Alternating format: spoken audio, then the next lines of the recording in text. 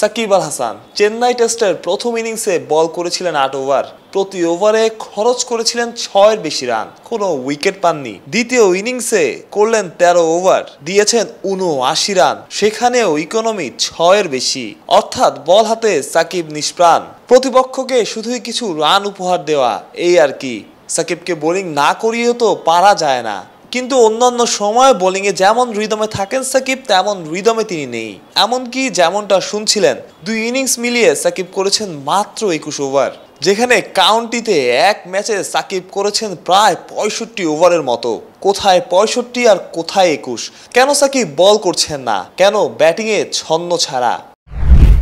Bowling ঠিকঠাক না করার পেছনে পাওয়া গেছে চাঞ্চল্যকর তথ্য। নিজের বোলিং ফিঙ্গারে নাকি একটা সার্জারি হয়েছে সাকিবের, সেই আঙুলটা ফুলেও আছে, যে কারণে এখন বল করতে গেলে সাকিবের অসুবিধা হচ্ছে। কিন্তু প্রশ্ন, এই ইনজুরি নিয়ে সাকিব কেন খেলছেন? চেন্নাই টেস্টের তৃতীয় দিন বাংলাদেশের গেছে ভালো খারাপের মধ্য দিয়েই। দ্বিতীয় ইনিংসে স্কোরবোর্ডে ২৮৭ রান করে ইনিংস ঘোষণা করেছে ভারত, লিড ততক্ষণে ৫০০ ছাড়িয়েছে। বাংলাদেশের সামনে ২.৫ দিন পজিটিভ ক্রিকেট খেলা ছাড়া উপায় নাই। জাকির সাদমানরা চেষ্টা করেছেন সেটাই, যদিও কেউই ইনিংস বড় করতে পারেননি।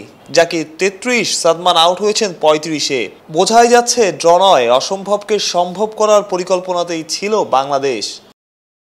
এটা চিপস বিস্কিট বিস্কিট আপনারা থামুন, চিপসকে চিপস বলতে হবে। আপনারা শান্ত হন, প্রাণ পটাটা চিপস নাকি বিস্কুট খেয়ে বুঝে না। এখনো বাংলাদেশের প্রয়োজন ৩৫৭ রান, ভারতের ৬ উইকেট। ব্যাটিংয়ে আছেন নাজমুল হোসেন শান্ত আর সাকিব আল হাসান। শান্ত ৫১-তে অপরাজিত, সাকিব ৫-এ।